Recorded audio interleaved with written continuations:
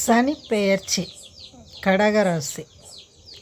அதாவது இந்த 2023 வருடத்துடைய சனி பெயர்ச்சி கடகராசிக்கு எப்படி இருக்கும் அப்படின்னு பார்ப்போம். ஏன்னா ஒரு கடகராசி அன்பர் நம்மக்கிட்ட கேட்டாங்க. மற்ற ஜோதிடர்கள் ஒரு குறிப்பிட்ட ஜோதிடர்னு வச்சுக்கோங்க, அவங்க கடகராசிக்கு பொற்காலம் வரப்போகிறது அப்படின்னு போட்டிருக்காங்க, இதை பற்றி நீங்கள் சொல்லுங்கள் அப்படின்னு என்கிட்ட கேட்டிருந்தாங்க. அதனால் நான் இந்த பதிவை போடுறேன். இந்த ஸ்டிஃபை பார்த்துட்டு தான் அந்த கடகராசிக்காரவங்க என்கிட்ட கேட்டாங்க. இப்போ நம்ம கடகராசிக்கு என்ன விஷயம் நடக்க போகுதுன்னு நம்ம பார்ப்போம். பொற்காலமாக போராத காலமாக அப்படின்னு பார்க்கலாம். முதல்ல கடகராசிக்கு 8ஆம் இடத்தில் சனி பகவான் கோச்சார ரீதியாக வர்றது அஷ்டமத்து சனி. அதாவது எட்டாம் இடத்துக்கு வர்றதுனால அஷ்டமங்கிறது 8, அதனால் 8ஆம் இடத்து சனிங்கிறத அஷ்டம சனி அப்படின்னு சொல்லுவோம். இந்த 8ஆம் இடம் வம்பு, வழக்கு, விபத்து, திடீர் யோகம் இது எல்லாமே சொல்லும். இப்போ கடகராசிக்கு 8ஆம் இடத்துல இருக்கும்போது வம்பு வழக்குகள் வருவதற்கு வாய்ப்புகள் இருக்குது. வீட்டில் அமர்றதுனால ராஜயோகம் கிடைக்கும்னு பல ஜோதிடர்கள் யூடியூப்பில் சொல்லிகிட்ருக்காங்க. அது எல்லாருக்கும் அமையாது. இப்போ 8ஆம் இடத்தில் ஆட்சி பெற்ற கிரகம் சனி பகவான், அதாவது 8வது வீடு அவருடைய வீடு, அவரே ஆட்சியாளராகவும் இருக்கார். அப்படிங்கும்போது 8ஆம் இடம் செய்யக்கூடிய பாவச் செயல்கள் எல்லாத்தையுமே செய்யும். இந்த 8ஆம் வீடு மறைவு வீடாக இருப்பதனால எதிரிகள் மறைந்திருந்து தாக்குவார்கள். அதாவது உங்கள் முன்னாடி நல்லவங்க மாதிரி பேசிட்டு பின்னாடி உங்களுக்கு குழி தோன்ற வேலையெல்லாம் பண்ணுவாங்க. அதனால் ரொம்ப கவனமாக இருக்கணும். அடுத்தது இந்த சனி பகவானுடைய பார்வை, 3வது பார்வை அப்படிங்கிறது 10வது வீட்டை பார்க்குது. கடகராசிக்கு 10வது வீட்டை 3வது பார்வையாக சனி பகவான் பார்க்குறார். அப்போது எந்த மாதிரி பலன் இருக்கும் அப்படின்னா, இந்த 8ஆம் இடத்து சனி வம்புக்காரன் அப்படின்னே சொல்லலாம். இவர் 10வது வீட்டை பார்க்குறார். 10வது வீடுங்கிறது தொழில் ஸ்தானம். அப்போ தொழிலில் பிரச்சனைகள் வரக்கூடிய வாய்ப்பு இருக்குது.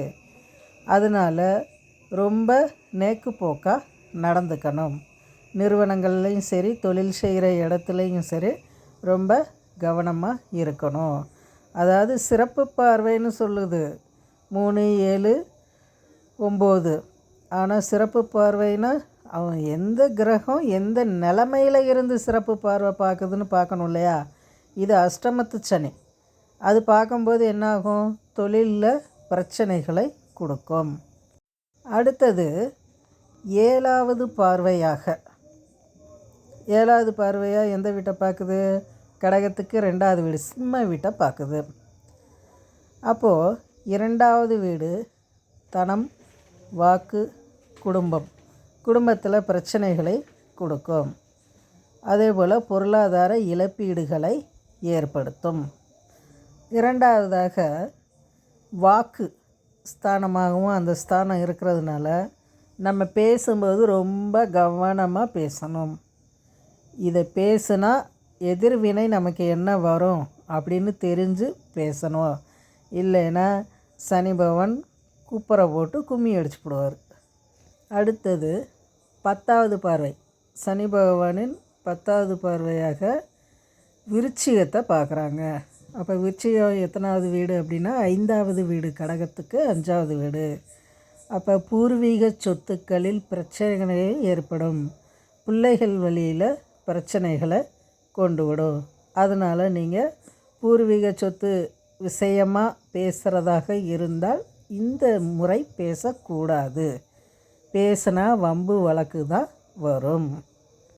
இப்போது இந்த கடகராசிக்கு எல்லாருமே கடகராசியில் பிறந்திருப்பாங்க. எல்லாத்துக்குமே சனி பகவான் நல்ல நிலையில் இருக்குமா அப்படின்னா இருக்காது. சிலருக்கு வக்ரகதியாகவும் இருக்கலாம். அப்படி நீசமாகவும் இருக்கலாம், வக்ரகதியாகவும் இருக்கலாம். அதாவது சனி பகவான் செயல்படாத நிலையில் இருக்கலாம். அப்படி இருக்கவங்களுக்கு தான் இந்த சனி பெயர்ச்சி யோகத்தை கொடுக்கும். ஏன் இப்படி நான் சொல்கிறேன் அப்படின்னா, கெட்டவன் கெட்டிடில் கிட்டிடும் ராஜயோகம். அதாவது உங்கள் ஜாதக ரீதியாக சனி பகவான் கெட்டு போயிருந்தா அப்படின்னா என்ன? வக்ரமாக இருக்கிறது, நீசமாக இருக்கிறது, யுத்தத்தில் இருக்கிறது, இப்படி நிறைய விஷயங்கள் இருக்குது. மறைவு ஸ்தானங்களில் இருக்கிறது. இந்த மாதிரி இருக்கும் சனி பகவான் உள்ள ஜாதகர்களுக்குத்தான் இந்த அஷ்டமத்து நல்லதை செய்யும். இப்போ நான் சொன்ன பலன் எல்லாமே ஒரு ஜாதகத்தில் சனி பகவான் நல்ல நிலையில் இருந்தால் இந்த பலன். அப்படி நல்ல நிலையில் இல்லாமல் ஏதோ ஒரு விதத்தில் பங்கப்பட்டு நீசமாகவோ மறைவாகவோ வக்ரகதியாகவோ ஆகி இருந்தால் அவங்களுக்கு தான் ராஜயோகத்தை கொடுக்கும்.